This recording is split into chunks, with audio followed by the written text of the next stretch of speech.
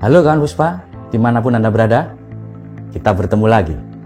Saya, Didi Eri Santosa, Widaswara Pusdiklat Pajak. Setelah kemarin saya mengajak kawan Puspa membahas tentang prosedur keberatan, pada kesempatan kali ini saya mengajak kawan Puspa membahas tentang prosedur dan tata cara banding. Mari kita simak. Prosedur dan tata cara banding. Pengertian banding berdasarkan pasal 1 angka 6 Undang-Undang Pengadilan Pajak. Banding adalah upaya hukum yang dapat dilakukan oleh wajib pajak atau penanggung pajak terhadap suatu keputusan yang dapat diajukan banding berdasarkan peraturan perundang-undangan perpajakan yang berlaku. Objek banding adalah surat keputusan keberatan atas SKPKB, SKPN, SKPLB, SKPKBT, dan pemotongan atau pemungutan pihak ketiga. Hal tersebut diatur dalam pasal 27 ayat 1 Undang-Undang tentang Ketentuan Umum dan Tata Cara Perpajakan. Permohonan banding hanya diajukan kepada pengadilan pajak. Persyaratan formal permohonan banding adalah 1. Ditulis dalam bahasa Indonesia. 2. Mengemukakan alasan yang jelas. 3. Dalam jangka waktu 3 bulan sejak surat keputusan keberatan diterima.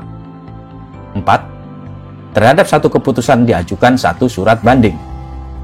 5. Dilampiri dengan salinan surat keputusan keberatan. Hal tersebut diatur dalam pasal 35 dan 36 Undang-Undang Nomor 14 Tahun 2002 tentang Pengadilan Pajak.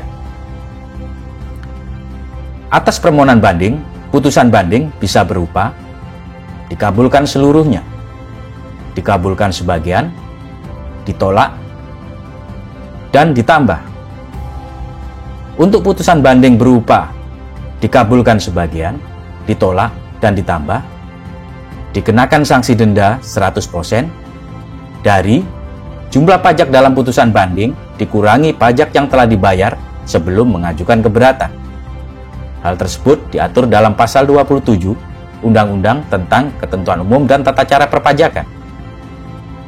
Sebagai ilustrasi, apabila SKPKB hasil pemeriksaan sebesar 100 juta rupiah, WP setuju hasil pemeriksaan sebesar 30 juta rupiah, seandainya keputusan keberatan SKPKB menjadi sebesar 80 juta rupiah, maka pajak kurang dibayar adalah sebesar 50 juta rupiah.